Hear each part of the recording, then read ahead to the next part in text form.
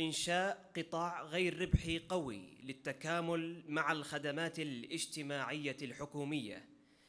فليتفضل سعادة الدكتور صالح الشبل، الأستاذ المساعد بقسم الإدارة والتسويق في كلية الأعمال بجامعة الملك فهد للبترول والمعادن، وعضو مجلس إدارة الجمعية السعودية للتسويق، قدم العديد من الاستشارات للعديد من الشركات والجهات مثل سابك، وزارة العدل، إثراء الغرفة التجارية بالمنطقة الشرقية، والعديد من الكليات والشركات المانحة.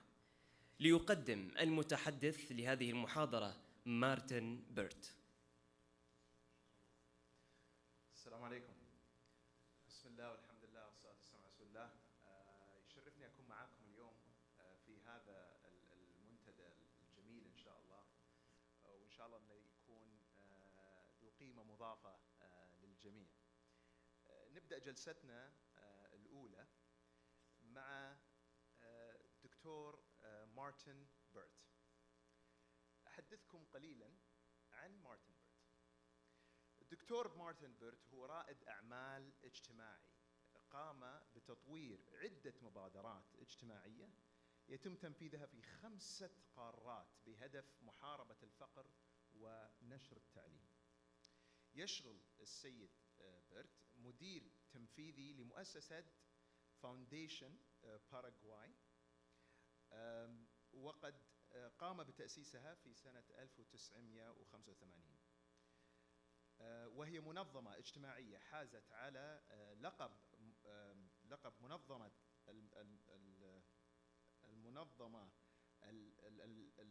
منظمة التنمية الأمريكية الأكثر تأثيراً وابتكاراً بالعام الماضي. وهو أيضاً عضو مجلس إدارة في كل من مؤسسة شواب لريادة الأعمال الاجتماعية في المنتدى الاقتصادي العالمي وشبكة الغذاء العالمية. عمل السيد بيرت أيضاً في عدة مناصب حكومية، منها كان كبير مستشاري رئيس باراغواي ونائب وزير التجارة، وقد انتخب عمدة للعاصمة أسنيون. له عدة مؤلفات في الاقتصاد والتنمية والحكومة المحلية والشعر والتعليم. تم نشر آخر كتاب له بعنوان من يملك الفقر في سبتمبر السنة هذه. حصل على عدة جوائز في مؤسسات من أهمها أفينا فاونديشن وسكول فاونديشن وشواب. عنده دكتوراه من جامعة تولين، وهو أستاذ زائر للريادة الاجتماعية في وورسستر بوليتكنيك يونيفرسيتي، وأيضاً انستيتيوت، وهو أيضاً أستاذ زائر متميز في جامعة كاليفورنيا في إيرفاين. رحبوا معي بالدكتور مارتن بيرت. The floor is yours, Martin.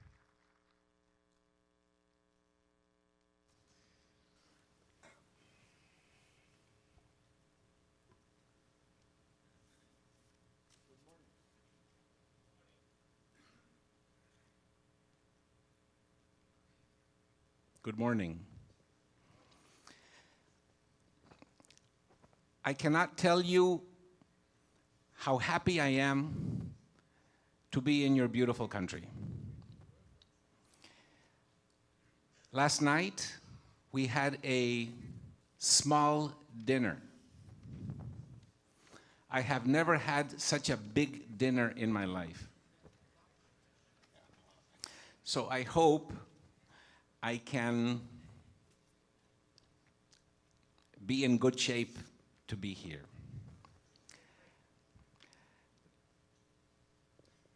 I do not want to gain weight. But my happiness to be in your country is highlighted by the generosity and the hospitality of your people.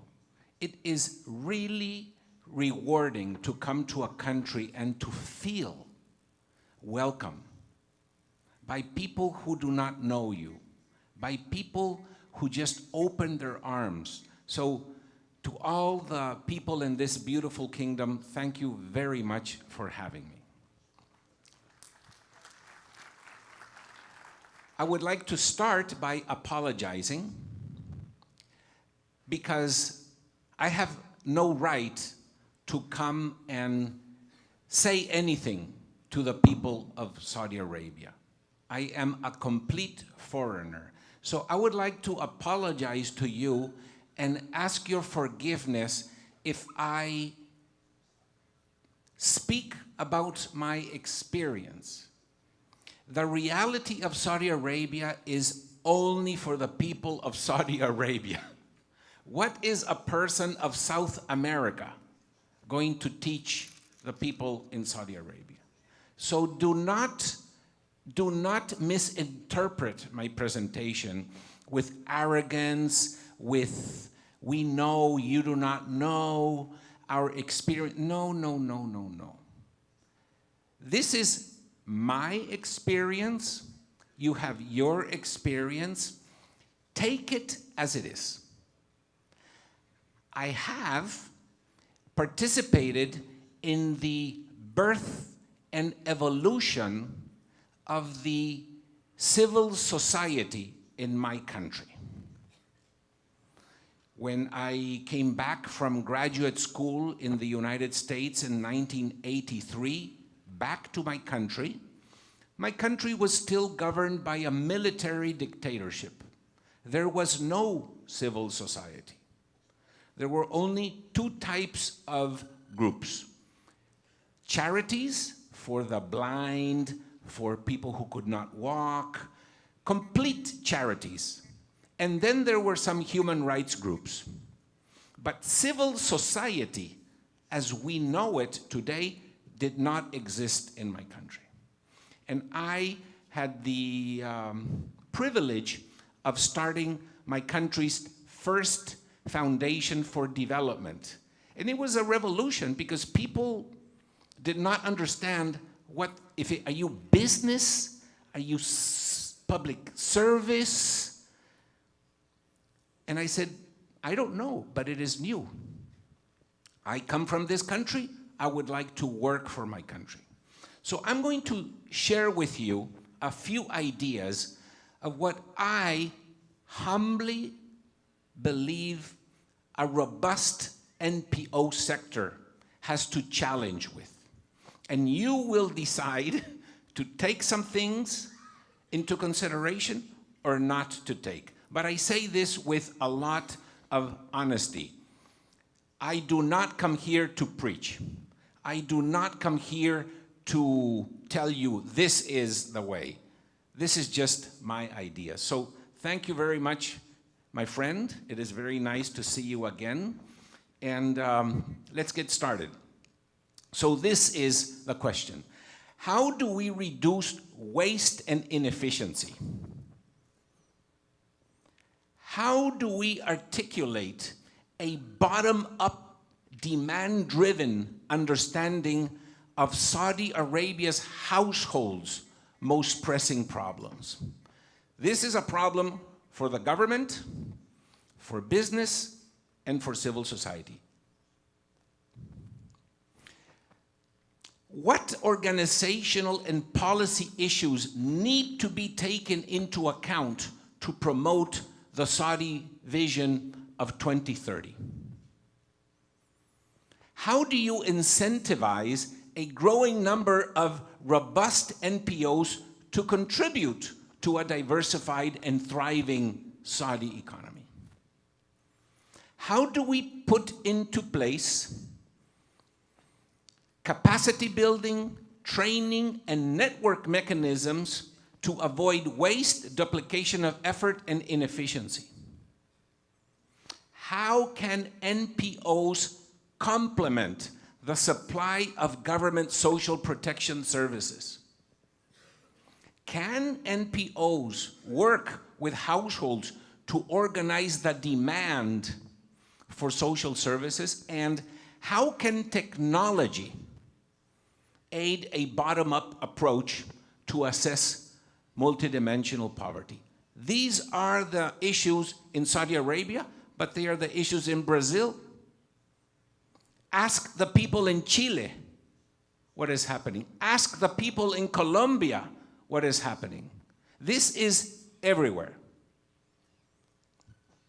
So what we do know is that poverty and inequality prevent growth and create instability. Here, in my country, in the United States. And this is the big problem. We are today in the fourth industrial revolutions, good and bad. The good is that we will have an exponential growth. The bad is that we will have worker displacement and disruptive change. Reality.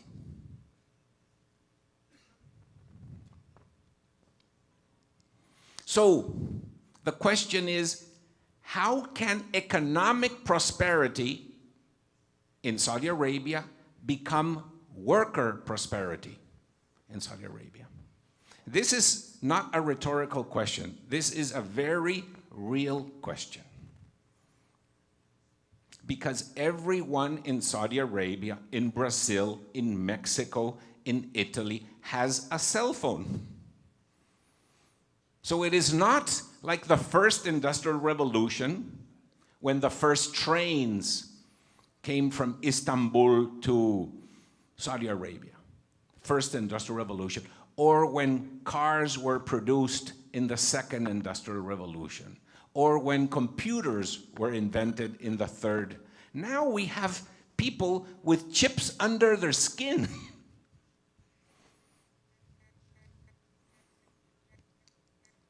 So governments have made it a priority to protect low-income people. These are the Sustainable Development Goals, right? No poverty, no hunger, good health and well-being, 4, quality education, 5, gender equality, 6, clear water and sanitation, 7, affordable and clean energy, 8, decent work and economic growth, 9, industrial innovation and infrastructure, 10, reduced inequalities, 11, sustainable cities and communities, 12, responsible consumption and production, 13, climate action, 14, life below water, 15, life on land, 16, peace and justice, strong institutions, and 17, partnerships and goals. These are the Sustainable Development Goals that the governments decided were the next challenge.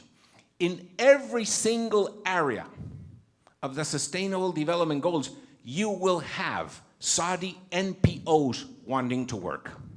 In everything. So you not only have the government concentrating on this, but independent group of Saudi citizens saying, I want to work in housing. I want to protect the environment. I want to get rid of plastics. I am tired of pollution. Government needs to learn how to work with NPOs, and NPOs need to learn how to work with governments.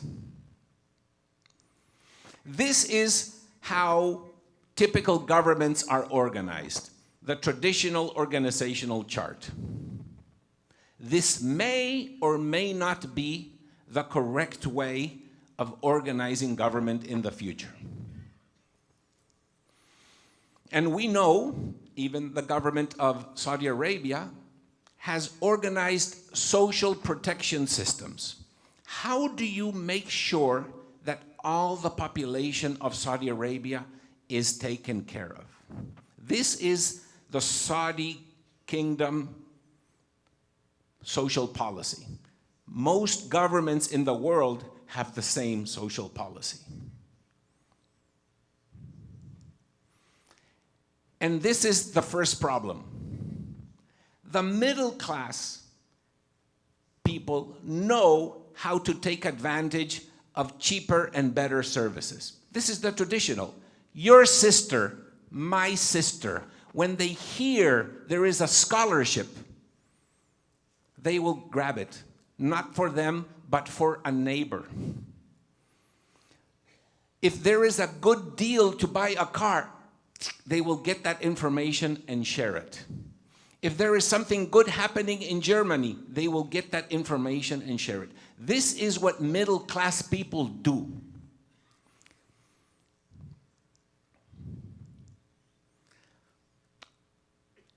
And this is another problem that we have. Governments know how to respond to the middle class. So the middle class of Saudi Arabia speaks to the government, and the government responds. You have an educated middle class, and you also have an educated government. The problem is that the vulnerable population do not know how to talk to the government, but they still have feelings. So this is the principal problem of the government. How do you reach everybody? We don't know. The truly needy, the people that really need help from the government and from the NPOs, we do not know how to reach. And they do not know how to talk. So the question is, what if we found a way to listen, to hear them, and if they had a way of talking? They do not know how to find the resources. If you have a neighbor that needs a wheelchair, you would get him a wheelchair like that. Or somebody that needs a hearing aid, or somebody that has a special child. You and I would immediately connect supply and demand. The truly needy people have no chance.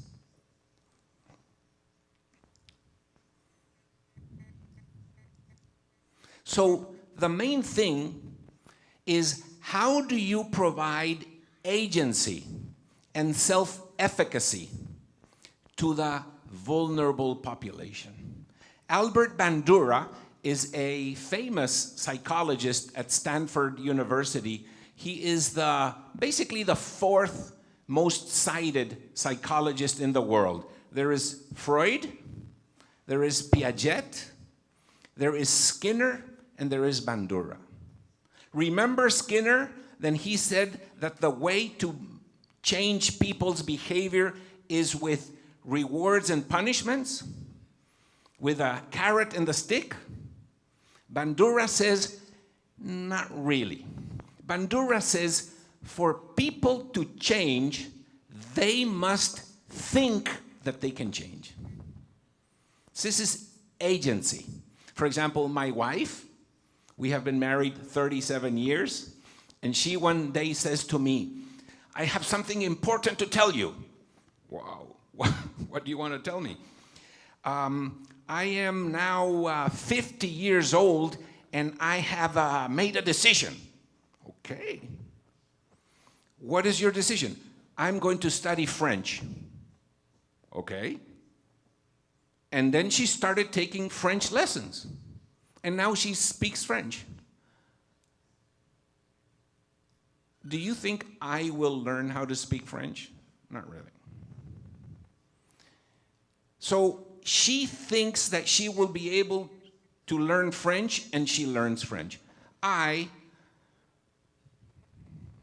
I'm not there, so I will probably not learn French. So agency and self-efficacy are the belief that I can do something. And for people to change, they have to answer yes to two questions. Is it worth it? And can I do it? If you are a poor person in Saudi Arabia and you have problems with your teeth, is it worth it to fix my teeth? And can I do it? Is it worth it to learn a new language? Can I do it? Is it worth it to change professions? And I do it. So this is the typical supply side of governments. And this is just one of the targets of the Sustainable Development Goal. Social protection systems, including floors, are essential to ensure that no one is left behind. They are fundamental to prevent and reduce poverty across the life cycle, including cash transfers for children, mothers with newborns, for persons with disabilities, for those poor or without jobs, or for older persons. This is the typical social protection system of the governments.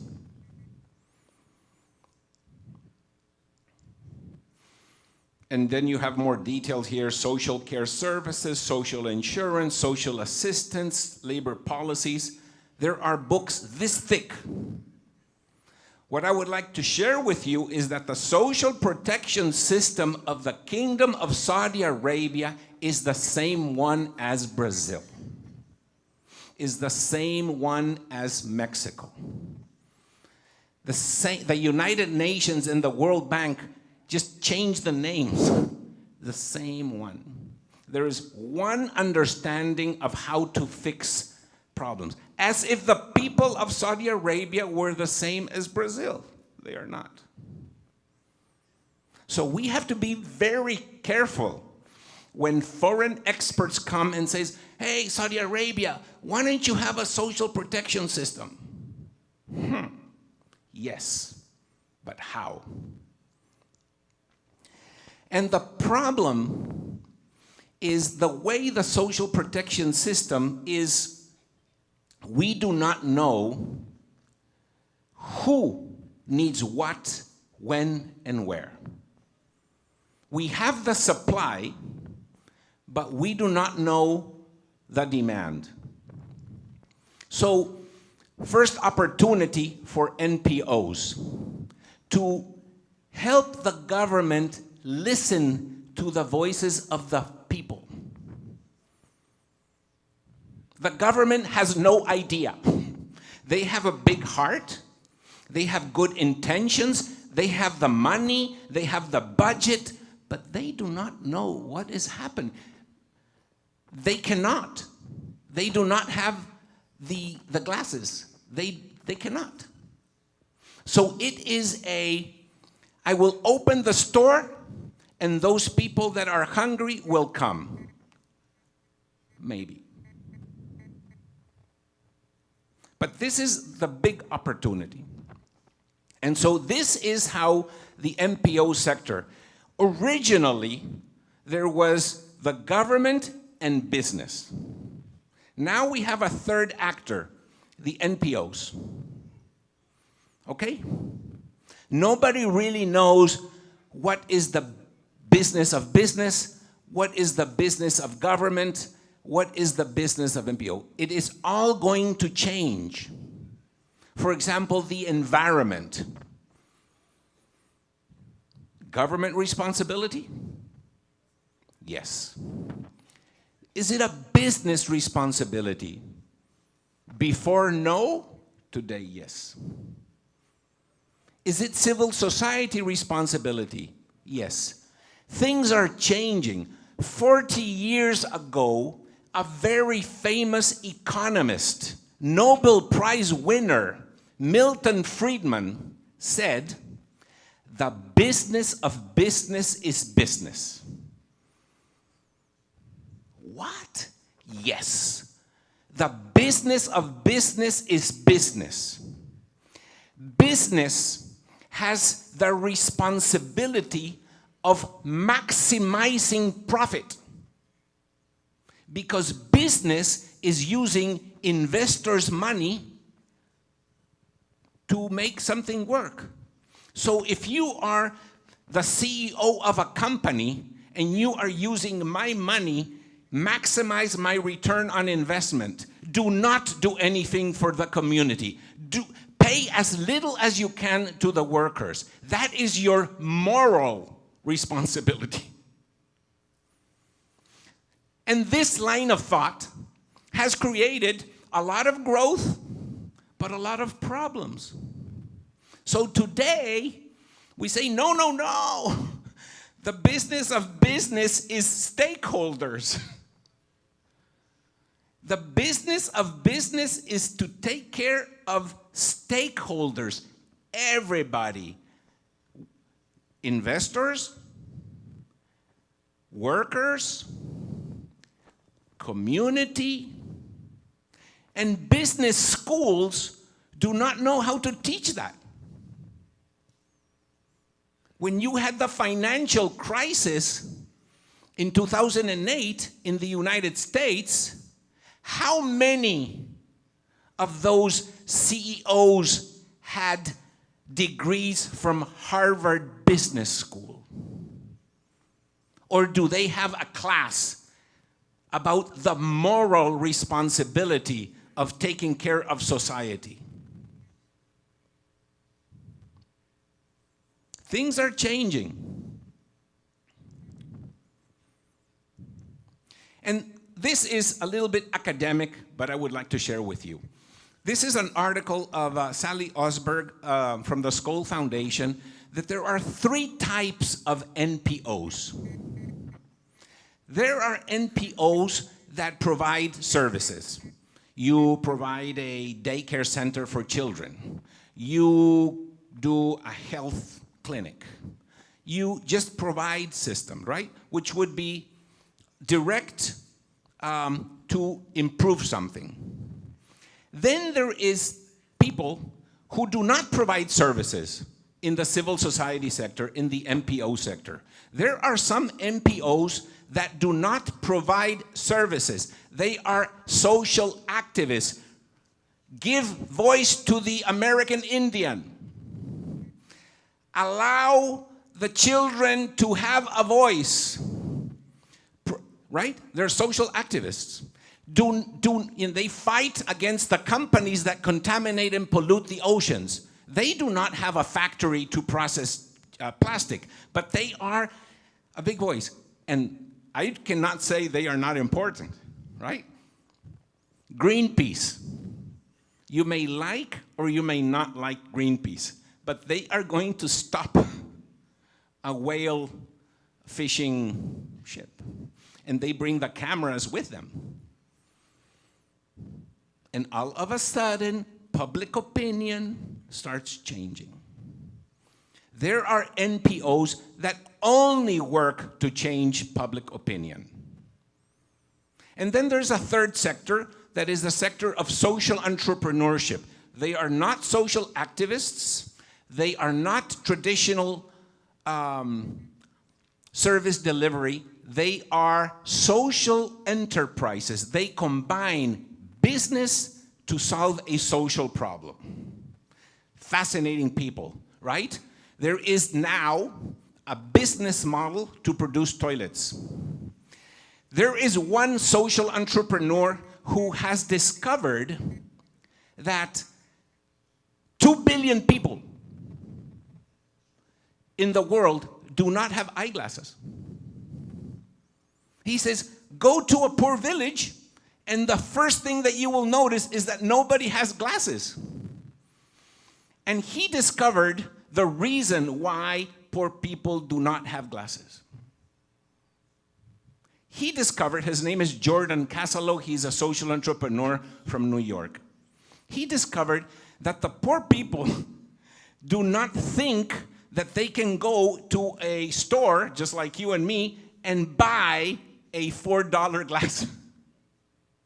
Your sister, my sister, you, me, we just go and just pick it up and try, and they say, I'm gonna take this $4.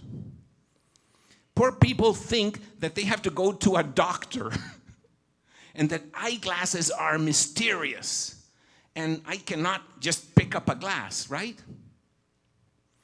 And he started a social enterprise called Vision Spring to develop a micro franchise to sell glasses in the poor villages of the world. And do you think that the doctors said yes? The doctors were against him. the profession of ophthalmologist. Oh my God, you're going to allow people just to buy glasses? He finally reached an agreement because he was fighting against all the medical establishment. Now, in the World Economic Forum, he has created something called the Eye Alliance, and he has an alliance with the eyeglass manufacturers to provide eyeglasses to 850 million people. 850 million people as a social entrepreneur. He invented a new business model. And so the doctors now say, let the poor people start with an inexpensive, limited eyeglass, and then they will graduate to the ones you and I use. So social entrepreneurship is a fantastic opportunity. And this is the nature of the beast. NPOs in this country and in every country in the world will all decide what to do. So the government cannot say, hello NPOs, please concentrate on children. I will do environment. The NPO, so no. I also want to have no, but I don't want you to do plastics. I want to do plastics. So it is very difficult. Once you open Pandora's box, NPOs are going to start doing also. You've heard of Greta. Greta, this young girl, is now the #1 activist. She does not have an NPO. She's a social activist. Does she have influence? Yes.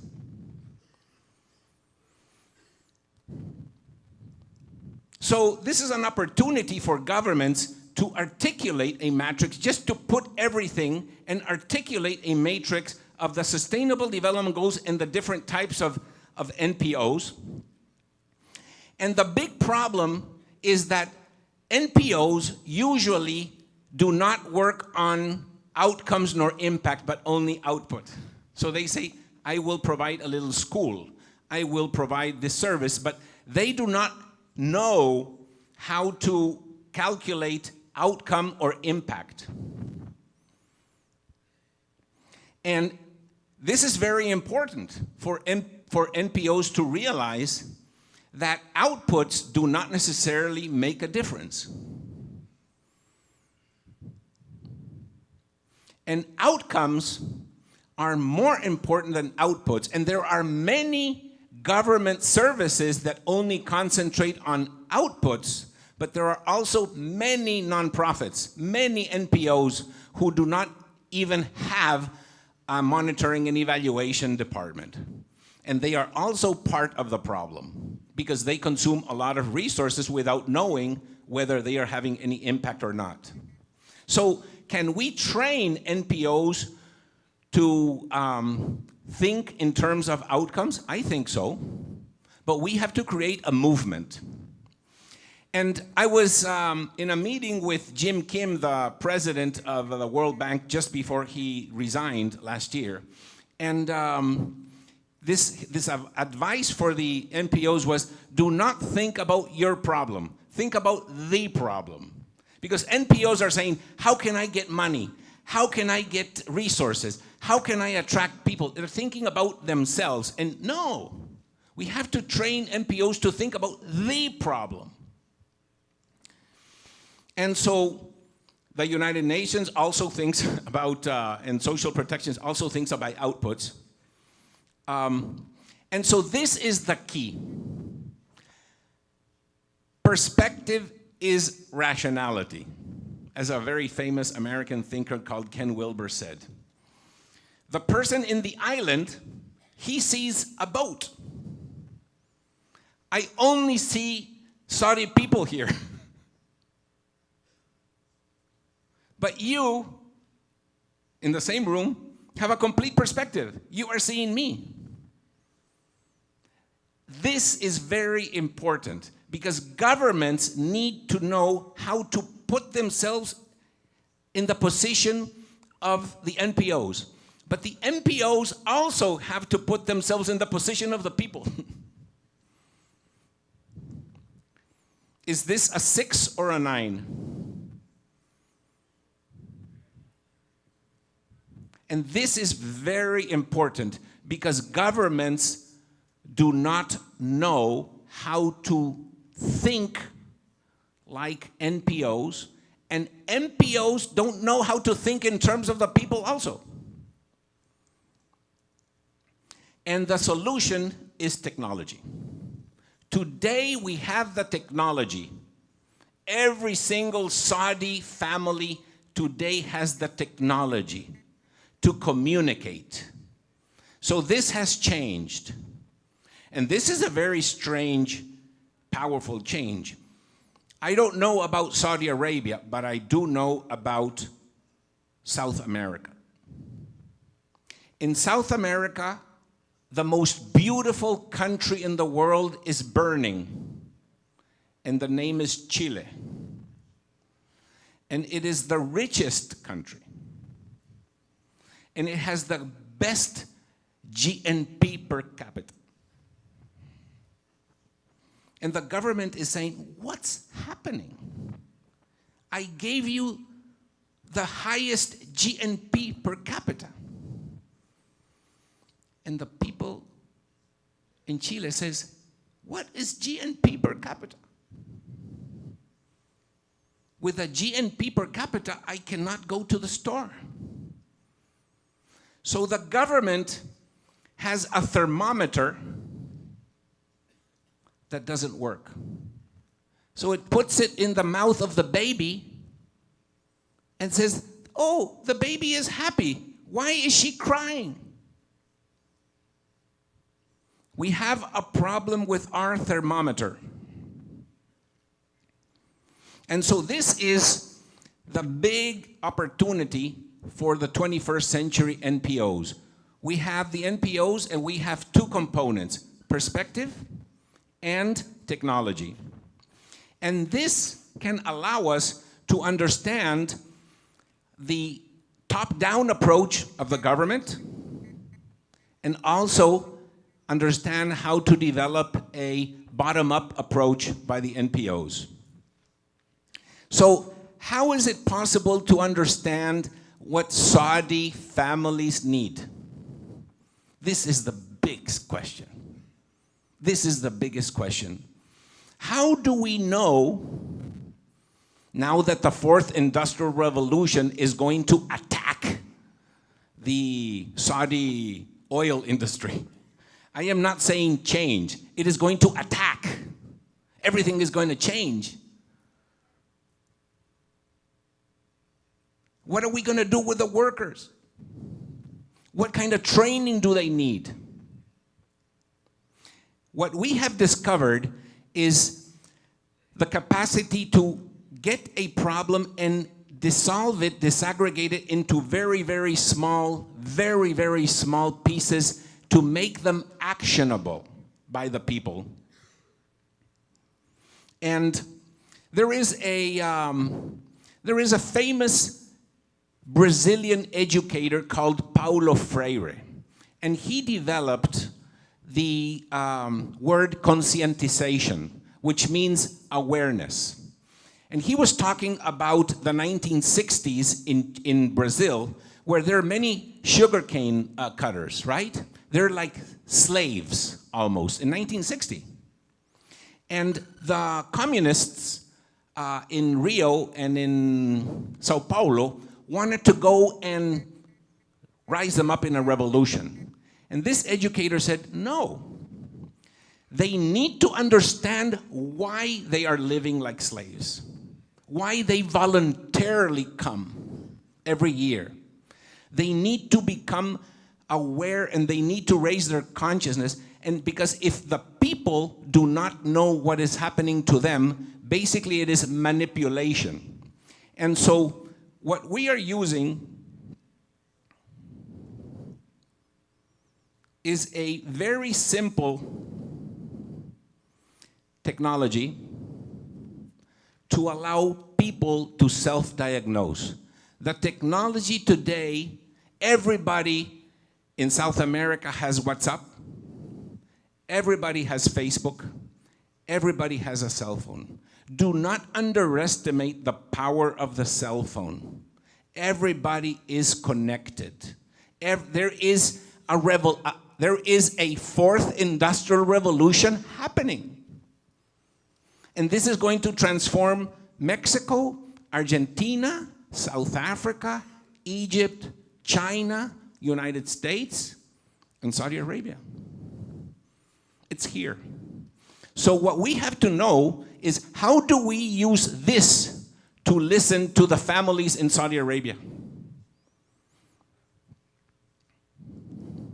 And this is just we have developed something called the stoplight, which is a very simple visual survey of just asking, for example, what kind of money do you have? Are you above the poverty line, under the poverty line, or and you touch and you go to the next one. What type of savings do you have? What type of cooking facilities you have? Because poverty, we know, is multidimensional. It is not only income, right? But you can have people in Saudi Arabia who are above the poverty line but are poor in savings, or are poor in dental, or are poor in domestic violence.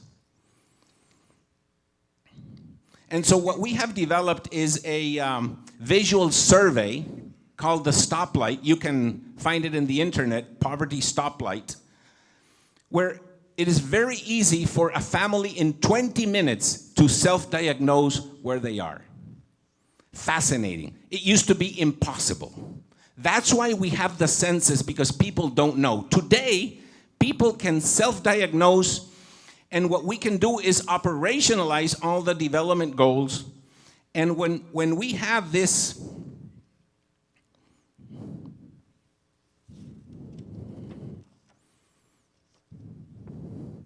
not an index, but a dashboard. Remember, the Human Development Index, the Multidimensional Development Index. Index, index, index, index, index. Why index? Because index is a way for decision makers to aggregate data and to produce a ranking.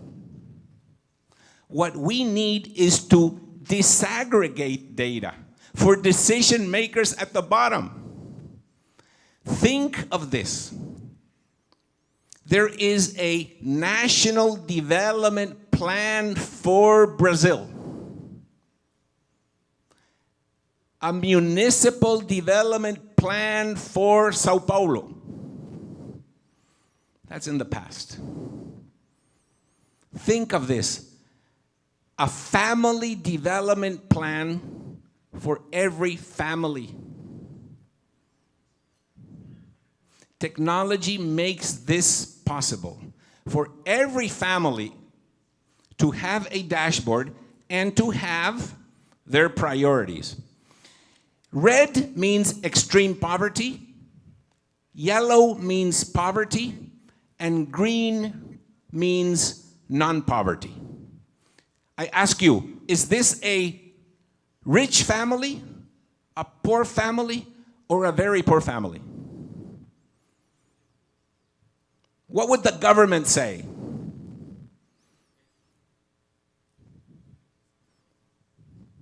Poor, rich, middle. The answer is, it depends on what? So this is the future. Every family has a Facebook page. Every person has a cell phone. Every family. This is gold for the NPOs. Gold, gold. And for the government. Who needs what?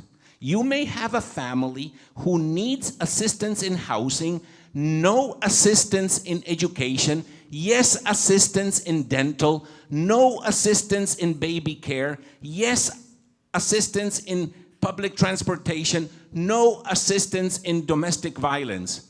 The next door neighbor has an opposite combo. Dr. Burt, we have 5 minutes left. Yes. So this is basically what the future brings like. And the training that we will need for the NPO sector has to do with how do you prepare the NPO sector for this kind of reality? And in the next 2 days, we can speak about the challenges that are affecting NPOs, why NPOs fail, why don't NPOs act like businesses, and basically what you also need is that the NPOs need to look inside. They need to say, where are my challenges? And we need a big opportunity for Saudi Arabia is to develop an accreditation system. Just like the private sector and the medical schools and the universities have an accreditation system, we can create an accreditation system whereby NPOs voluntarily address themselves and set a path for themselves to analyze transparency, administration, impact, and legality. And there are many, and so this is another opportunity for universities. Create graduate management courses so that NPOs can learn, how do we monitor, how do we evaluate, how do we compare best practices. The university is a perfect size for that. And I'm going to end with this. In a meeting last year with Klaus Schwab, the president of the founder of the World Economic Forum, one social entrepreneur said, Professor Schwab, with the fourth industrial revolution, what happens to communism and communism and capitalism? He said, no.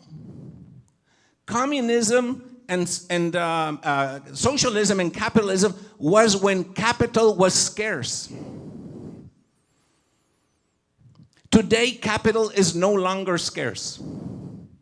The one scarce element today is talent.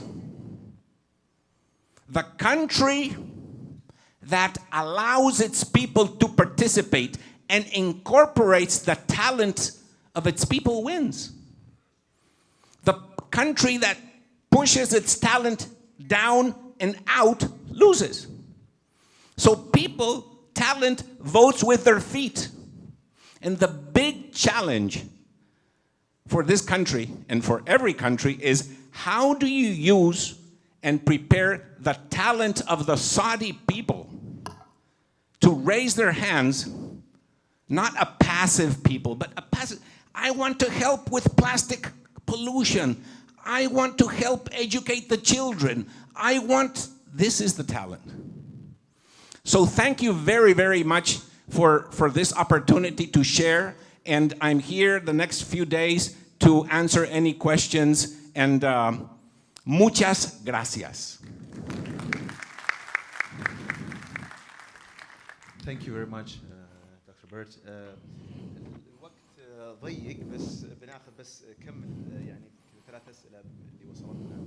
اعذروني بترجم على طول بالإنجليزي. Martin, we're out of time, but I'll just share just a couple of questions that I got. You mentioned in social engagement there are 3 types. 2 are direct and 1 is indirect. What do you mean by direct and indirect? Direct is where people manage programs. Directly. Either for example, you are improving a local school system, or you are creating a new model of education. That's direct. Indirect is being an activist, is demanding that other people do what you think should be done. I see. Okay, you also mentioned about vulnerable populations and that they need to be heard. How can we, let these voices be heard? And do you have any specific applications in this? Yes, the whole government is based on intermediation.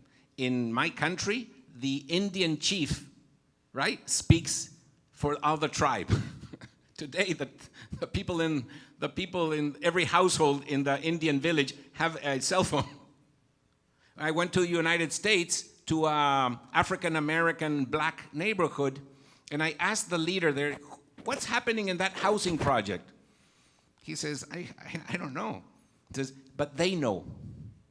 They know. So the key is to use technology for the people to send you WhatsApps. And there are many gamification strategies of paying prices, because it is much cheaper for you to go to a village and have the village say, these are the 137 people that need hearing aids, than for the government to sort of go like this. Okay. You mentioned education.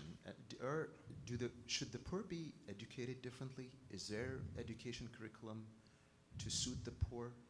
And how do you understand their needs? Well, everything now has to do with personalized education. So the Industrial Revolution with a teacher, a blackboard, and repeat after me is thing of the past. And so the thing is, how do you have personalized education? And teachers don't know how to do that, but the children know. So this is a very, very difficult challenge, but it has to do with talent.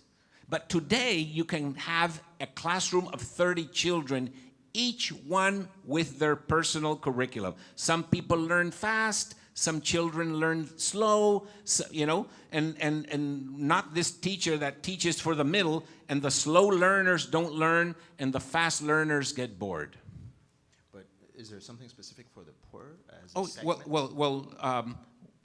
For the poor and yes, and there are many sectors, many social entrepreneurs and NPOs who are specializing on education and are teaching the government how to improve the schools. Is there like a specific curricula? There are. Okay. You mentioned this form here. This is The dashboard. Yeah, the dashboard. So who fills this? The people. The people, the poor themselves. Okay, so how could so do you train them to actually fill it? You train, you craft the words so that they can look, for example, savings. We have family savings. It takes about a second for a family to say, we have good savings, bad savings, or we never save. So you have to make it very easy for people just to touch the screen next, touch the screen next. And how do you ensure there is no bias? Like, you know, I won't, sorry. I mean, In general, people are very honest. Okay. In general, people are very honest. Okay. So since we're out of time. It would be very interesting to develop a stoplight for Saudi Arabia. So if anybody here wants to adapt indicators to what it means to be not poor in Saudi Arabia, and very poor across 50 indicators, we can have a thing about every family being able to have their own challenges. And the indicators have to be actionable by the families. Wonderful. Last question. What advice would you give the MPO organizations we have here in terms of impacting society? If there's anything else you think? Well, I would professionalization, becoming professionals. Going to university, having a monitoring and evaluation, knowing what you're doing, because in this world, the bad NPOs, the NPOs that only go for the money, will disappear, because more and more people are demanding accountability. Just like NPOs are requiring accountability of the government, the public is expecting accountability of the NPOs. So NPOs have to become professional, because having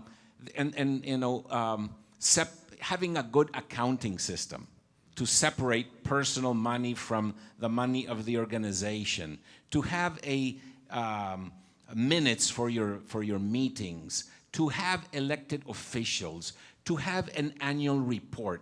You know, just like we are requiring companies, private sector companies, to be responsible, society will require that NPOs become professional, honest, and serious. Wonderful. Thank you for your time, Dr. Burt. نعتذر الدكتور موجود فممكن توجهون له أي أسئلة أخرى.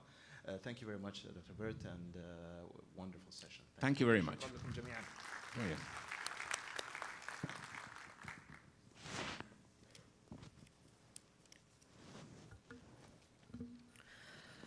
شكرا لكما.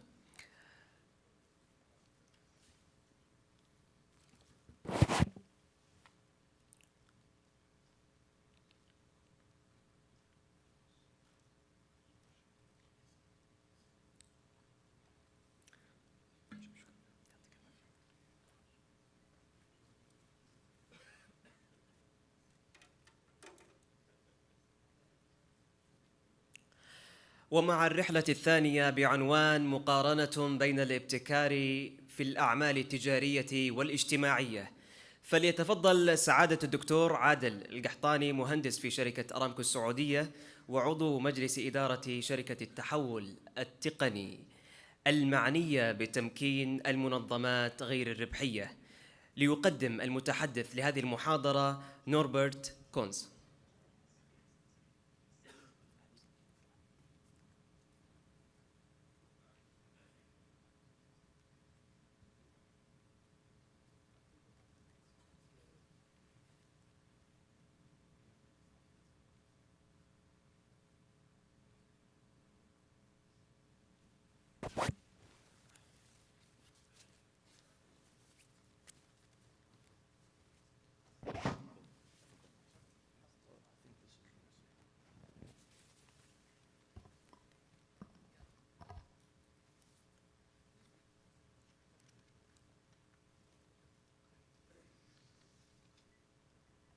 بسم الله الرحمن الرحيم.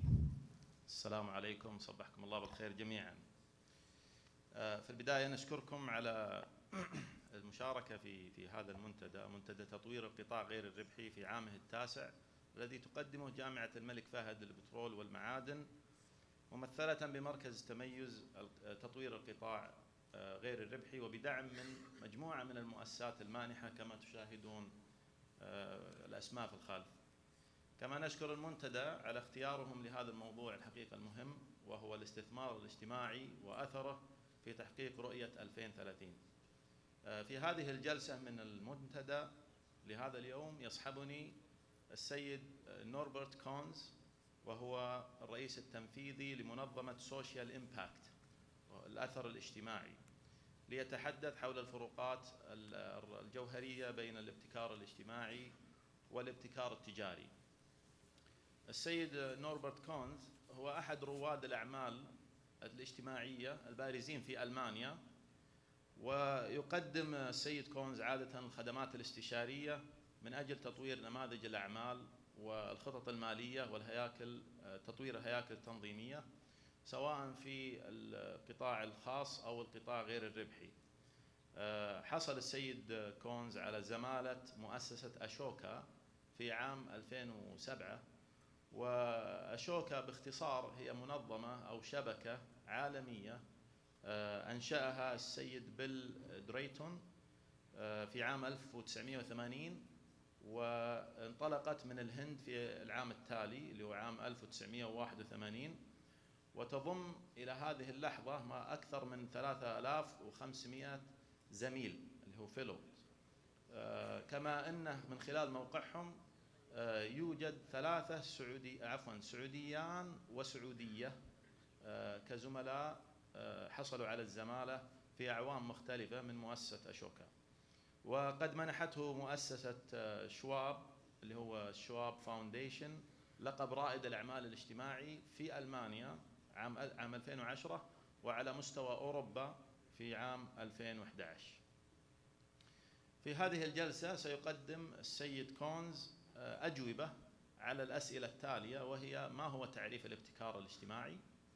لماذا هذه الابتكارات لها أهمية كبيرة في التطوير الاقتصادي والاجتماعي على حد سواء؟ سيجاوب على ما هي الظروف أو الحالات التي يجتمع فيها الابتكار الاجتماعي والابتكار التجاري، ما هي آثار تطوير الابتكار الاجتماعي والتجاري، وما هو الأثر الاجتماعي الذي سيحدثه هذين النوعين من الابتكار إذا تزاوجا. كما سيوضح الضيف لماذا دعم تطوير الابتكار الاجتماعي بالغ الأهمية في عملية ضمان التوازن الاقتصادي والاجتماعي. وسيكون جلستنا لهذا اليوم هي مدة ساعة تقريبا، يأخذ منها الضيف 45 دقيقة، ثم ننطلق إلى مرحلة الأسئلة. Thanks to have you here, and you will have 45 minutes. So the floor is yours.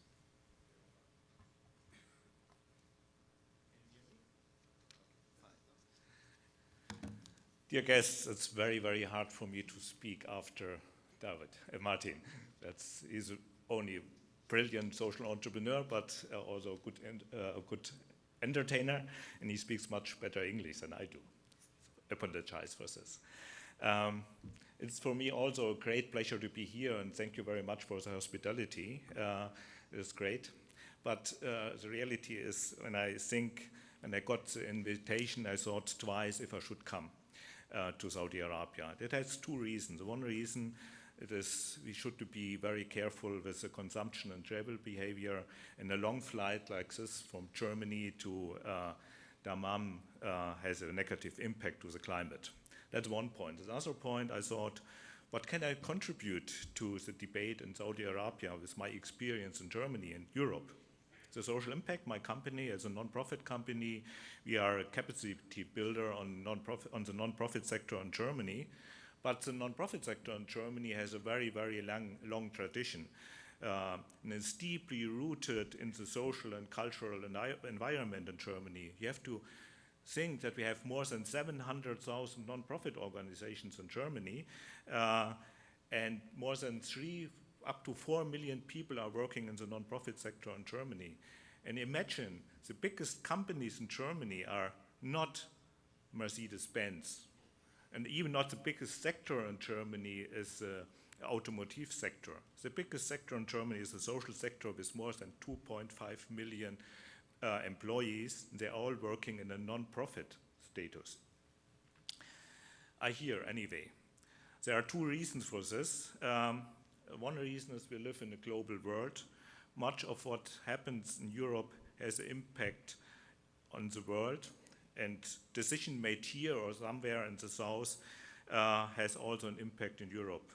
We are all connected in the global world. That's one reason. The other reason, I have to admit, I was really curious about Saudi Arabia because I haven't been here before.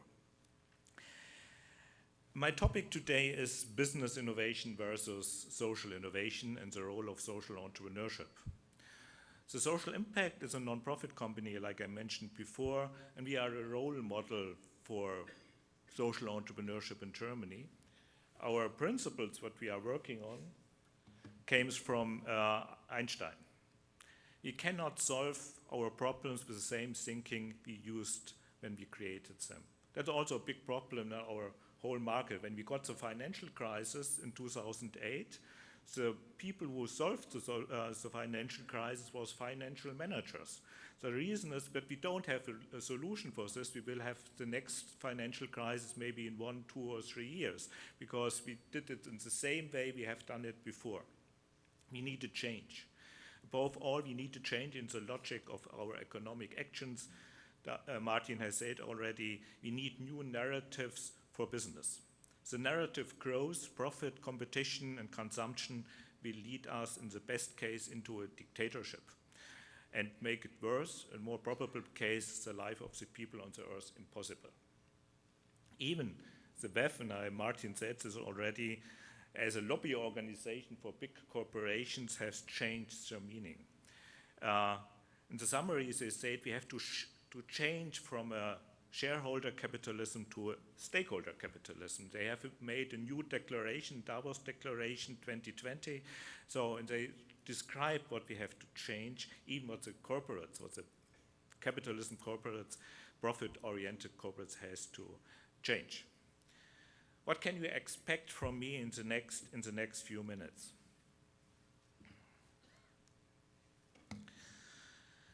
I will give a few examples of social innovation on which we have worked in the last 20 years. Then I will highlight the differences between business and social innovation and explain why we need more social innovation and how we as an organization can contribute on it.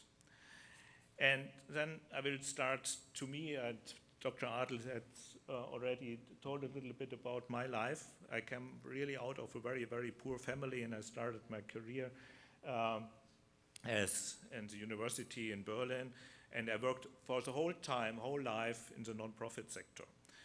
Before I founded Social Impact in 1994, I worked intensively in different and various NPO organizations. And we started in the 90s, the mid of the 90s, with the development of social innovations. And maybe it's important for you, as if you are working in the social sector, sometimes it needs 10 years or more after you get recognition from political decision makers or from organizations like Ashoka or Schwab Foundation and so on. So I got awarded for a project in 2007 as Ashoka Fellow, which I have started in 1998. The advantage on this award is that I'm still a member on advisory boards on the European Union and our Ministry of Economics and OECD, and that makes me able to do advocacy for the sector and for capacity building for social innovation, and specifically in Germany, but also on the European level.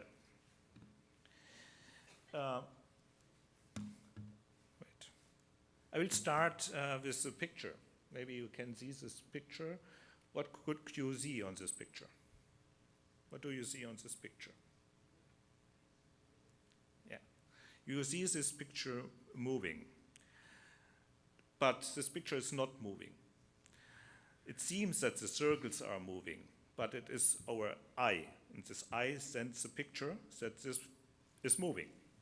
So sometimes we see things that are not existing, like with this picture. It's nothing moving on this picture. Maybe I show you the next picture. What do you see?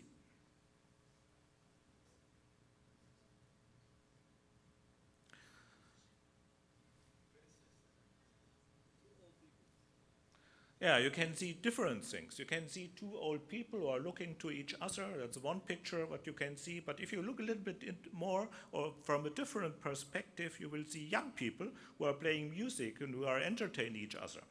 So sometimes we are looking on the same aspect and we see different things. When I work in this expert boards, my intention is to clarify people that we have different perspective on the same case, like we have said it before. As political decision makers, we don't see the need of people because we live in a different milieu, we live with different people, we have different discussion, we can't see the poverty of the people. And so that's my real mission as an advocator for social entrepreneurship and social innovation in Germany, that I will broaden the perspective of people who make decisions. Our mission is to make the world better and a fairer place, especially for those who are currently disadvantaged by economic and social or health problems.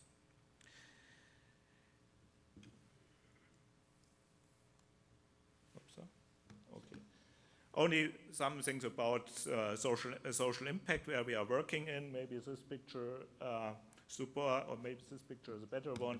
We are working in 4 or 5 different fields. On the one hand, we are working in the sector of inclusive entrepreneurship. That's one of our core competences.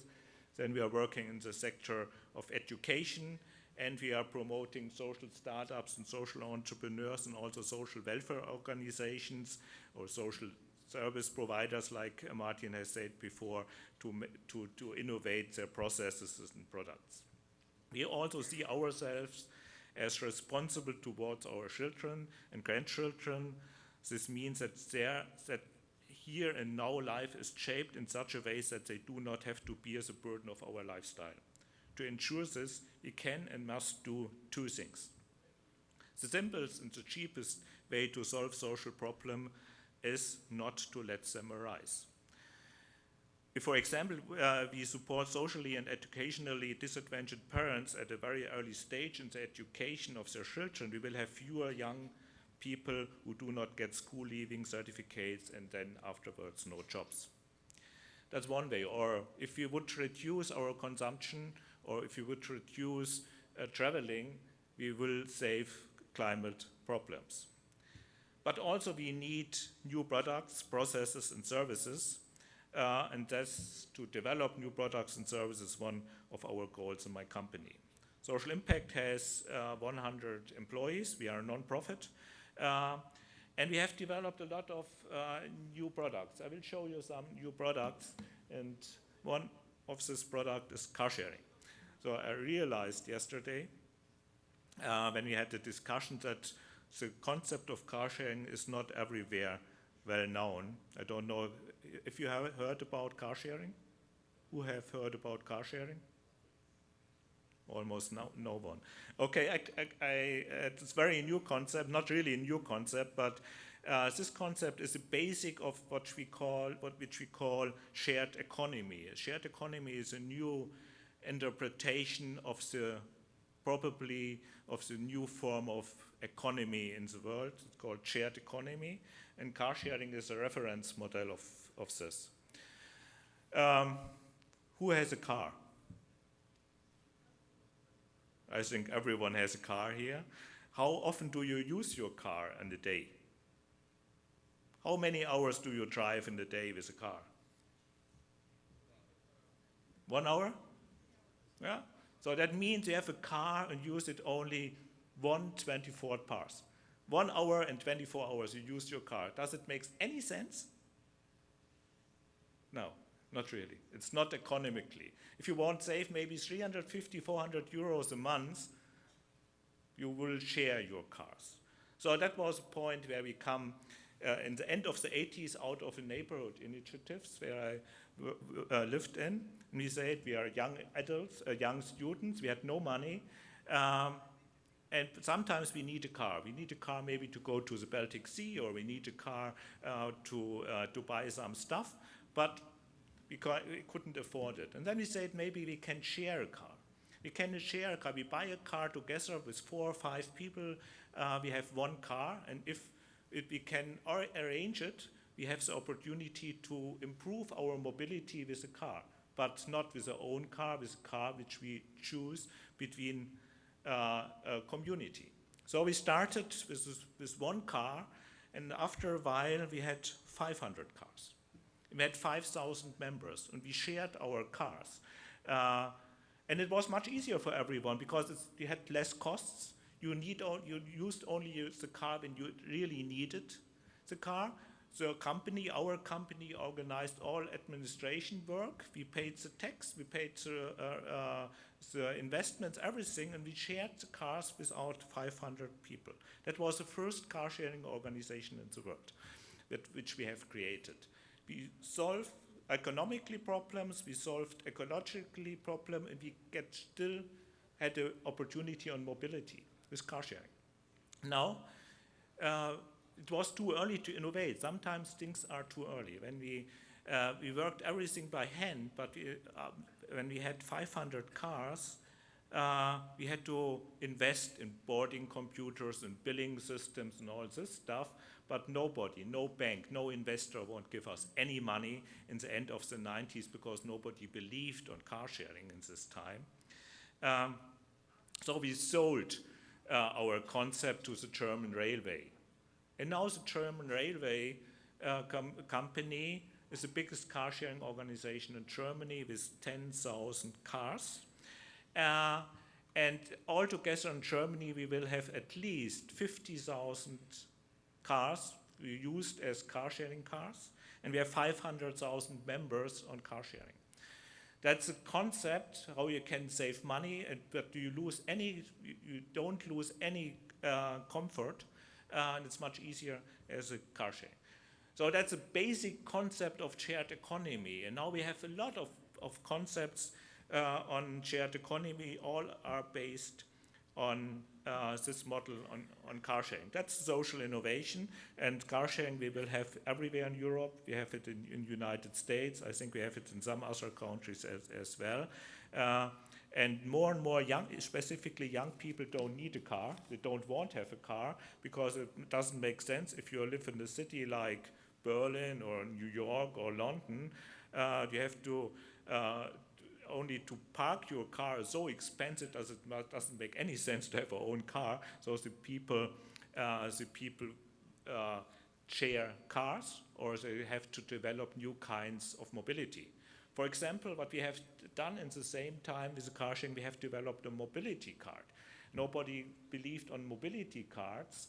So a mobility card is a card where you can go everywhere without, you pay once a year. So I have a mobility card called Mobility Card 100. And all my railway tickets are paid. All my metro tickets are paid. Everything is paid. I've paid once time, and I have not to think about it. I pay 4,000 euros a year, and I can go with all railways, with all metros, with everything in Germany, which is public transportation. And it makes it much easier for me. My life is much easier because I have nothing to organize. So we have developed this in the same part. That's one kind of a social innovation which we have developed. Then the next one, very different, because first one was came out of the initiative of neighbors, and then I started my company with a project. It's called Enterprise.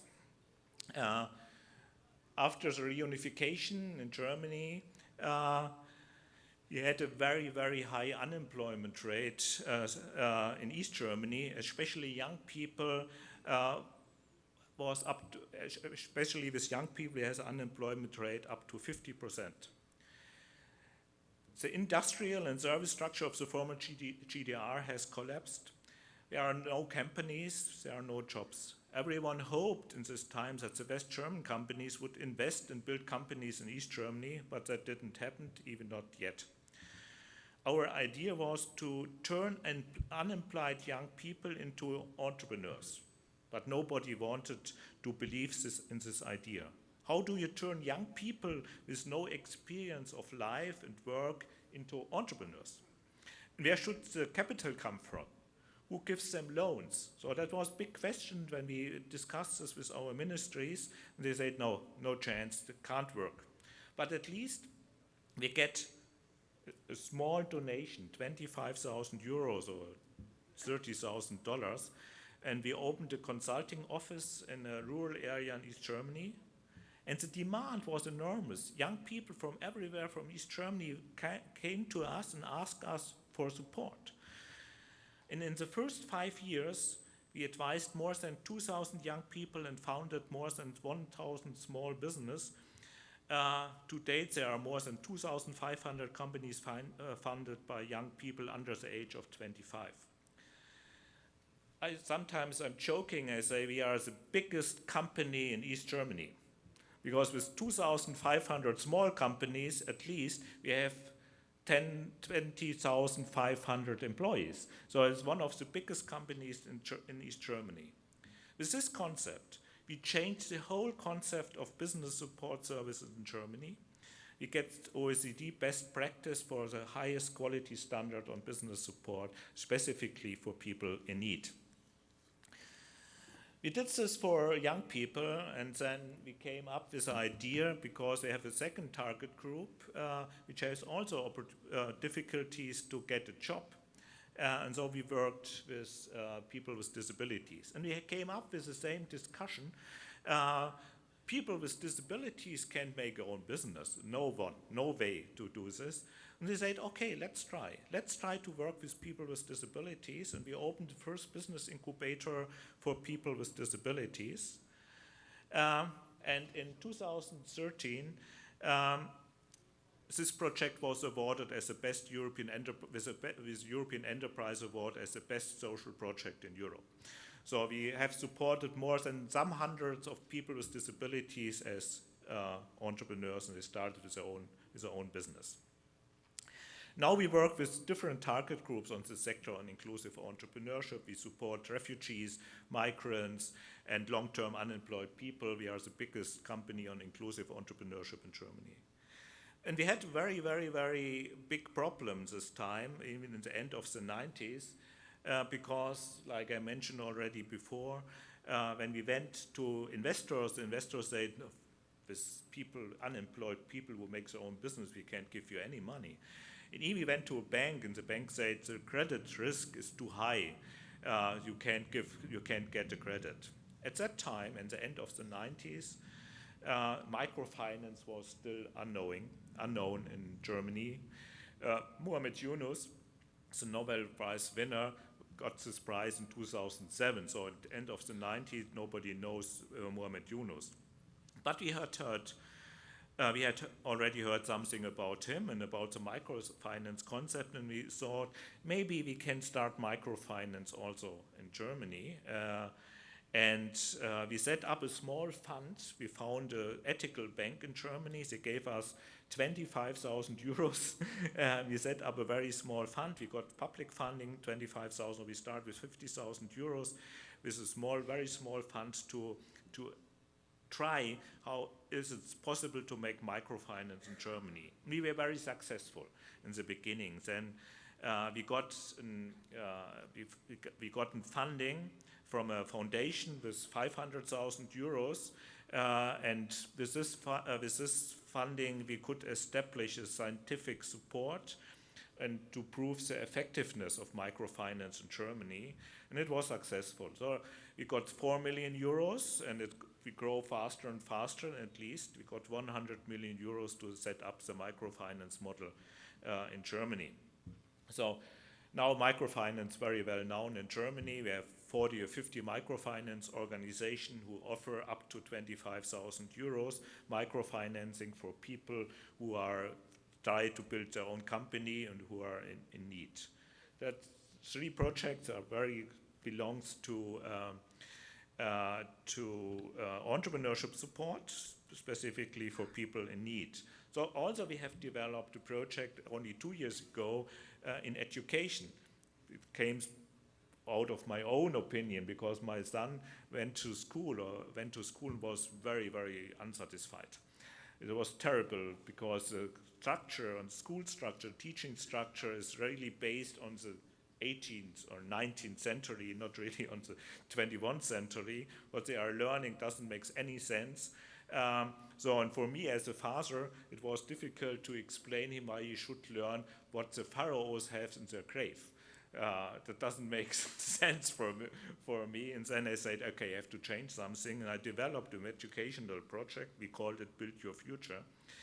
The idea on this new project, or the aim of this project, is to empower students up to the age of 25 to promote collective work and independent decision-making processes. We have developed a digital-based teaching arrangement which can be downloaded free of charge for teachers from our website.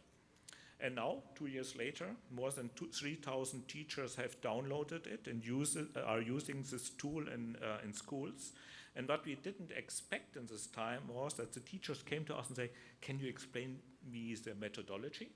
How does it work with this methodology? How can we do it also for other aspects in our school?" And so last year we taught 700 teachers in this methodology how they can improve their own pedagogical skills in a new manner. So that's some examples what we have developed on social innovations in Germany. And I don't know if you can work with this, but I will be here the next 3-4 days and I can explain it maybe a little bit later. One of our most significant social innovation is the development of the social impact labs. Social impact labs are social business incubators. We established the first social business incubator in Germany because we had the question in 2010, we came up with a question in 2010, how we can support, how we can scale social innovations in Germany, how we can emerge this sector. And then we came up with this answer. We said we should build up social business incubators and to give people support who are interested to develop projects or business which can make the world better.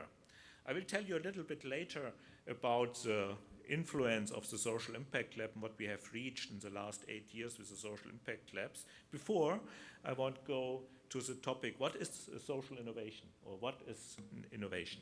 Like you can see, I take the interpretation of Schumpeter, Max Schumpeter. He was an economist in the 20s, and he said an innovation is the development of new products and new services which has the potential to change the market in a new aspect.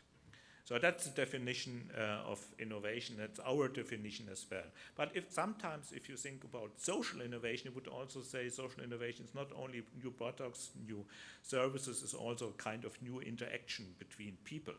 But I come to this back later. So we make a difference between 3 types of innovation. We have Me Too innovations. Me Too innovation is everywhere. You can find it everywhere because Me Too innovation is, also, for example, is only if you change the design of a product. So that the people has the feeling it's a new product, but the reality is it's not really a new product, it's an old product with a new design. That's one part of innovation, but with this kind of innovation you can change anything. The second part of innovation is, we call it the incremental innovation. Germany is a master of this kind of innovation, specifically in the automobile industry. So we have been working on improving cars for more than 100 years, but they still have combustion engines, steering wheels, and 4 tires. There's nothing changed. They're getting better and better, but they're still the same cars. But the innovation in electric mobility has been overslept in Germany. So that's really innovation, that you change the kind of mobility. Disruptive innovations or radical innovations lead to new products and services. These are not necessarily associated with technology innovations. If you think to Airbnb, I think you know Airbnb, I hope so. So there is no technical innovation at all. Nothing has changed with the technical. It's only a platform where potential guests are looking for a place where they can stay. And the place where they can stay came from private households. So they make big concurrence to hotels. So hotels getting more and more in crisis because of Airbnb. But there's no new technical. But also Airbnb is a new kind of shared economy, because we have a new aspect on this. You don't need a professional provider for hotels. You need only a contact between people who have the opportunity to offer places and people who are looking for a place. No technology. Or next very, very important innovation is Uber. Uber, there is no taxi. Yeah, there people use their own private car to bring people from one place to the next place. There's no new technology. It's only a new organizational concept. It's also part of shared economy. So things are changing. So we have a new model on shared economy where people offering services without professional providers, only with a platform. The negative aspect would say is platform capitalism. Other would say at shared economy, both sides are very linked together. So we have also in Germany, we share bicycles. We share, or everyone of you knows another aspect. When I was young, I had 24 encyclopedias in my room for my studies. Now I have Wikipedia. It costs nothing. So that's also part of shared economy. It's changed, the things are changing. You can see how in which direction it is going. Let's make us a difference between social innovation and business innovation. A business innovation is driven by companies. And the intention of business innovation is to making more money. But a social innovation should serve society. It does not necessarily have to be confirmed by the market, but accepted by the society. That's the example is Wikipedia, for example. There's no business concept behind it, but it's successful. So we have other examples in our history. For example, I would take a very old example, the kindergarten in Germany. Everyone knows the kindergarten. It's translation in all languages, we would say kindergarten. The kindergarten started more than 100 years ago in Germany when most people are very, very poor. The parents had no time to look to their children. The children went to the streets, they had no food, they started to stealing foods, so more and more children get criminal. And then we had one guy who worked in a prison, and he said, we have to change this. It doesn't make sense that not so many young people are in the prison, so many children should go to the prison. It doesn't make any sense. And he came up with the idea that someone else, the state, the society, has to look after these kids. And so he started kindergarten.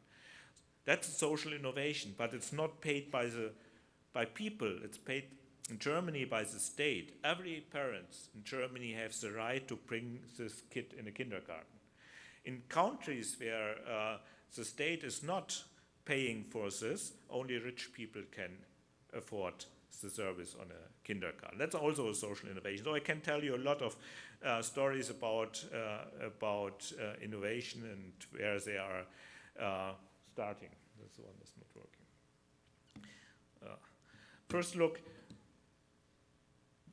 where are the places to establish innovation? I have a friend, and I would say everywhere can innovations establish or create. A friend of mine, he's a doctor, he had a significant idea how he can deal with breast cancer, how he can make analysis about breast cancer. And he came with this idea under the shower. So, and it's very, very successful now, but there was no labor, there was no research department, no research development. He came with this idea under the shower, and now he has developed this idea with hundreds and hundreds of people who have a better opportunity to analyze, women who have better opportunity to analyze breast cancer than before. But in principle, even if you look to the business innovations, these business innovations get created in the research and development departments of big companies. And they do it under the top secret standard. Sometimes when I get invited from big companies to work with them together in the research and development department, I have to give my sign that I don't talk about this, what they are discussing. The idea is to be the first mover on the market, because when you are the first mover on the market, you will get an extra profit with your business. But only if you are the first mover on the market, you could be also have a very, very big problem, because you don't know really if your customers really need this product. So there's a big risk that you have a wrong investment. The social innovation, as a rule, as a social innovation, social innovation are not created in laboratories, but rather involving the target group from the beginning on. You are dealing with your target groups, and you will understand the feelings, the needs, the behaviors of your target groups, so that you are much closer to the solutions than if you would work in the laboratory. And even if you work on a social innovation process, you don't work with barriers to the market. So you will, that your innovation, your product could scale so fast as possible. You have no competitors. You have partners in your field. And so your ideas can grow much easily as a business innovation today. And even the big companies have big problems with closed innovation, like we would tell us, closed innovation which are developed in the laboratory, because to develop closed innovation is a very, very high risk. because you don't know if the market needs your innovation on the one hand side. On the other hand side, you don't know if the competitor of you have a better solution. So you invest a lot of money in products or services which probably you don't get successful, you can't be successful on the market. So we come back, what we have to do. Sorry, I can't see the slides now. So we came up more and more to the decision that we need corporates and corporate partners. Not only the social sector or the non-profit sector should develop social innovation. We have to involve the corporate partners in the development of the social sector. And like Martin already said, it's not only a part of our moral, but which they have, so it's a part to survive, and even to survive of the companies. They have to overtake responsibility because the most private companies, they affected our environment, they affected people, they are responsible for social needs, they are responsible for ecological problems. They have to do it with their own interest. If you look, what are the major challenges we have? If you look on this chart, this came from the World Economic Forum, we can see the biggest problem we have is the climate change, the weather phenomena. The WEF demands that we stay below 2 degrees Celsius. And we have a lot of plans, national climate targets, but with these plans, with climate targets we have in our states, this target cannot actually be achieved. That's the reason that Greta is on the way, that we have millions of demonstrants, of young people who are frustrated about the activities of the elder generation, about the politics. But if we think about this warming, I don't know how it doesn't work. Can work? Don't know.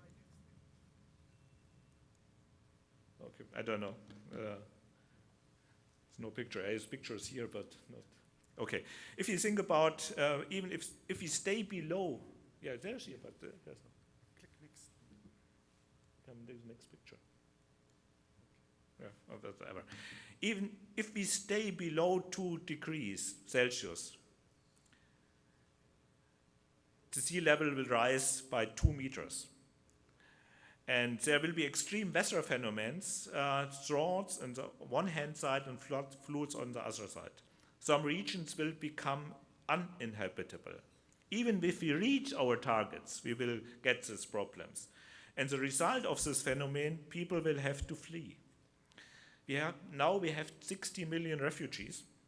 In 10 years, we will probably have 120 million refugees. We have no solution. We have no idea how we can work with this humanitarian problem.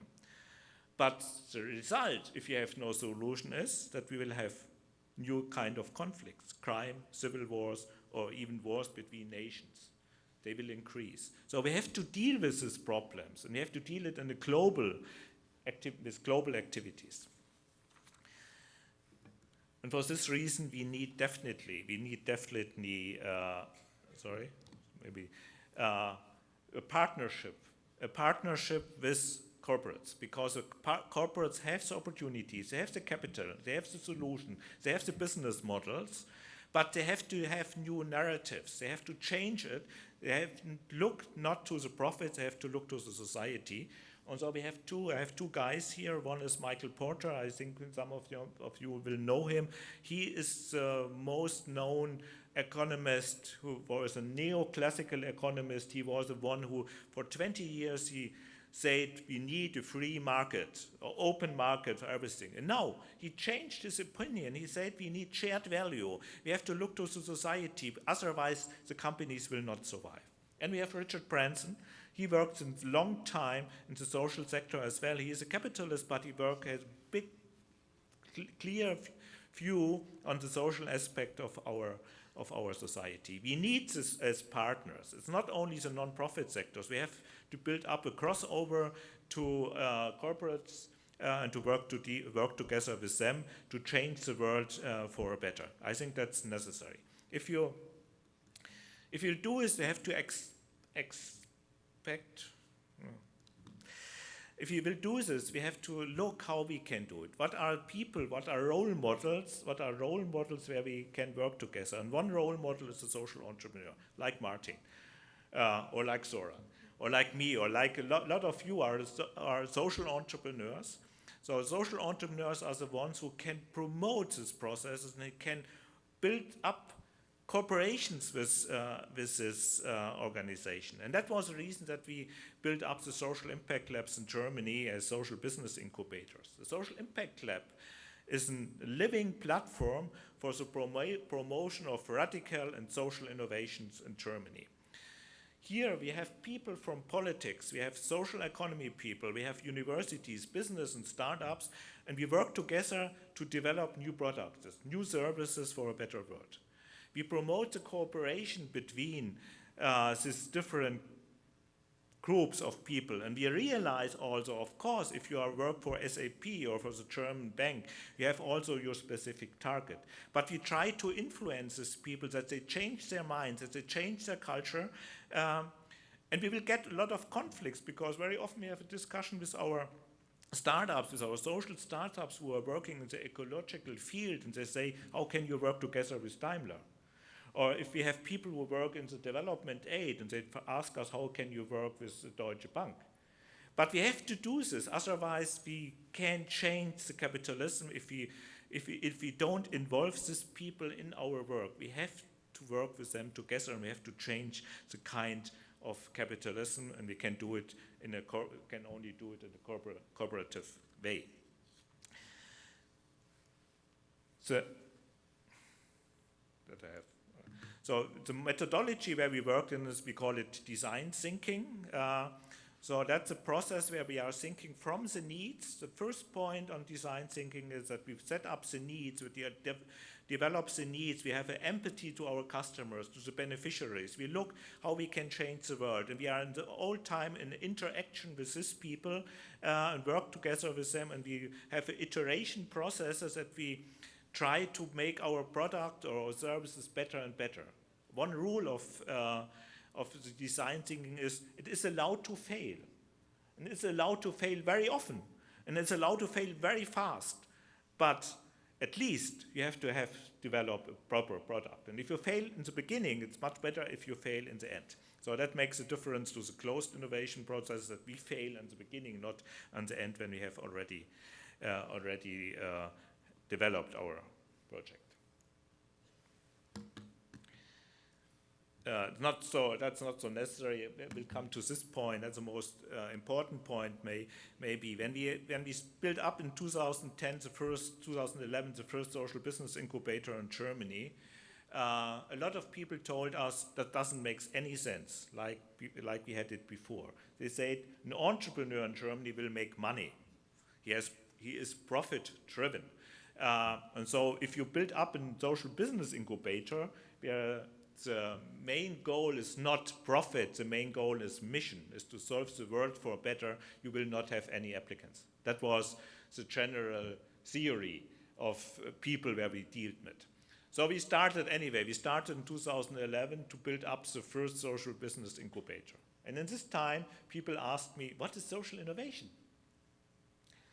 We don't need social innovation. We have business innovation, we have technology innovation, and if the social sector will do any social innovation, they take a part of the business sector and they can do it.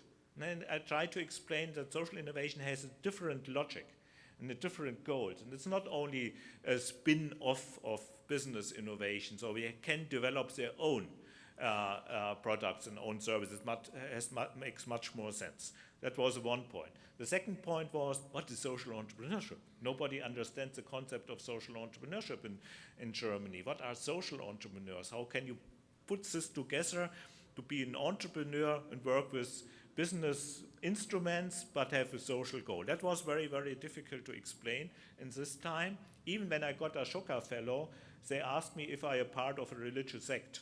So it was not really the understanding about what we are doing. But anyway, we built up the first social business incubator in Berlin, and we got a lot of people. We come to us, we have the same opinion like we have. They are mission-driven people. They want to change the world for better. And up to now, we have supported more than 500 teams, but we had more than 4,000 applicants. So we have no need on applicants. The demand of people who really want to put together social aspects and business aspects is very, very high. So we have worked together with 500 teams. Now actually we have 80 teams in our social impact labs, and we have created more than 340 companies. 340 new non-profit companies, 340 new social startups. And these 340 companies have created more than 2,500 new jobs in the social sector. Some of them have created 200, 300 new jobs to solve people in need or to develop specific projects for the against the climate change. So we got a lot of awards. I can tell you a little bit later more about these awards. And we have developed a specific financial instrument because we had the same problem we had before with inclusive entrepreneurship when we worked with people in need. When we went to a bank and asked the bank, could you give us money for a social project? They would say, no, social project has no profit. If you don't have profit, you can't get a credit. So we set up a crowdfunding structure in Germany. The first crowdfunding organization in Germany. We set up the crowdfunding organization, and we got more than 2 million euros about crowdfunding for our startups. But that was not enough, so we are working very close together with impact investors in Germany. Altogether, our startups has funded more than almost 30 million euros to build up their business. And we have business where, for example, Richard Branson went in and gave us, I didn't count this many because I don't know exactly, it was secret, but I think he has given us, or this startup, more than 10 million euros to expand this business. So that was great on the one hand. Then Mr. Norbert, I think the time is over. In 5 minutes? Okay. 5 minutes. Oh, 3 minutes. Okay. It's over already. Yeah, a few words only. So we got a lot of awards, and what was very important for us, or not we, our startups got a lot of awards. 3 times, the last 3 times, one of our startups won the German Business Award. So we can see social innovation and business innovation is not a contradiction. You can have an innovation and can win all prizes, even in a competition with usual businesses. So we got a lot of European Innovation Award, European Tech Award, and so on, all are won by our startups. But the most significant point, maybe to the last words, is that we changed the mindset in Germany. 10 years ago, nobody knows about social innovation. Today, in our government declarations, they say social innovation has the same meaning or the same importance than business innovation. So we are on the same rule now on the government declaration, and we have a lot of fundings now in Germany who is supporting social innovation in Germany. So we changed the mindset and the political structure in Germany for a project or for a capacity for a better world. Thank you very much.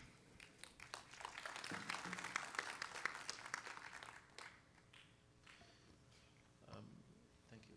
نشكر السيد نوربرت على تقديمه لهذه المادة حول الابتكار الاجتماعي، والتي من خلالها وضح الفرق بين الابتكار الاجتماعي والابتكار التجاري، حيث أن الابتكار التجاري هو عادة من يقوده القطاع غير الربحي أو الرواد الاجتماعيين، ويعتمد على الانفتاح والتعامل مع المستفيد أو العميل مباشرة، بينما الابتكار الاجتماعي عادة يقوده القطاع الخاص ويطبخ عادة في مطبخ داخلي في الشركات دون أحيانا الاستفادة من المستفيد أو وجهات نظر العميل. كما أيضا بين أن الاختلاف بين الابتكارين يعتمد على الغرض من الابتكار، فإن كان هدفه هو خدمة العميل كهدف مباشر فعادة هذا يعتبر ابتكار اجتماعي، وإذا كان غرضه يعني تجاري أو ربحي بحت فغالبا يكون إبداع أو ابتكار تجاري. كما أنه يعني ذكر بعض الأمثلة مثل مشاركة السيارات، الكار ووشنج وغيرها، ومر مرورا سريعا على ركائز نجاح الابتكار الاجتماعي، وفي النهاية دعا إلى أن يتعدى الاهتمام بالابتكار الاجتماعي، أن يتعدى القطاع الأهلي أو الغير ربحي إلى القطاعات الأخرى، وبالأخص القطاع التجاري الخاص، وذلك من خلال اعتبار الجوانب الاجتماعية مع الجوانب الاقتصادية لأي مشروع أو عمل، بل أنه يرى أن نموذج المسؤولية الاجتماعية بصورته الحالية لا يعد كافيا، طيب حتى نقول أن في ريادة اجتماعية أو ابتكار اجتماعي. في أسئلة كثيرة ولا أدري عن الوقت، احنا لازم نقيد بالساعة 12 ولا شوي؟ سؤال واحد. طيب الحقيقة الأسئلة كثير جدا، لكن نختار واحد منها، وهو سؤال ما دور القطاع الحكومي والقطاع الخاص في نموذج العمل الخاص بمؤسستكم اللي هي سوشيال امباكت، وما هي الخدمات التي يقدمها لدعم المشاريع الاجتماعية؟ Oh, you don't have translation? Okay. The question is, what's the role of public sector or government sector as well as the business sector to support your organization and to support also the startups, social startups? I think it's a bottom-up strategy. We are following the bottom-up strategy. Is it on? I don't know.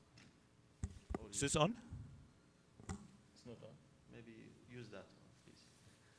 Okay, yeah, fine. So what we are doing is a bottom-up strategy. We support people who really want to serve the world for better, but we realize if we are successful, we have better arguments for the public sector and also for the corporate sector to work together with us. So like I tried to explain, is we have no acceptance, no awareness in 2011. Now we have created 400 social business. We are a lot of people are changed their mindset. They had a research last 6 months ago in Germany, and they asked young companies if they have a goal to reach social goals, or have the idea to reach social goals. And every fifth company said yes. So that is very important for us, because if we get a bit higher awareness and acceptance in our society and even in the politics, if people say, I'm not only doing business, I'm doing business also for good. So that makes a difference. So the politics will change because they realize that there is a big target group of people who are really interested to make the world for better. So that's so our bottom-up strategy is very successful. And even if we work together with private companies, they realize that if they work together with us, they get a better understanding about the market, about target groups. They get an info in our methodology, so they can learn a lot if they work with employees from their companies, with our startups together. So it's a win-win situation for both sides. And so if you can demonstrate this win-win situation for both sides, we get more influence and better cooperation processes with, on the one hand, to the public sector, but also to the corporate sector. A small question related to this. Do you see it is more influential and more sustainable if you start from down to top or from top to down? If you start without positive experience, it's very difficult to explain people what is the sense of your work. So you have to be very, very clear in your arguments, but it's much more difficult. But if you have positive examples, it's much easier to explain it. So for this reason, I will say to have more influence, more chances if you start with a project and then you would deal with the politics. Thank you very much. شكرا للسيد نوربرت، شكرا لكم جميعا على حسن استماعكم وإنصاتكم. الآن باستطاعتكم استخدام أعتقد الموقع لتزودونا بملاحظاتكم على هذه الجلسة. شكرا لكم.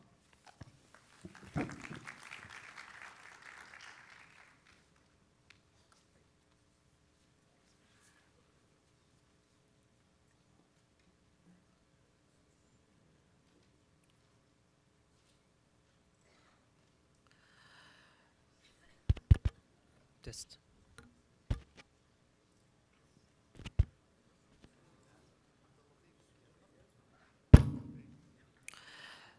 شكرا لكم. نذكركم في تقييم المحاضرات عبر الرابط. نلتقيكم وأنتم بخير بعد نصف ساعة من الآن. شكرا لكم.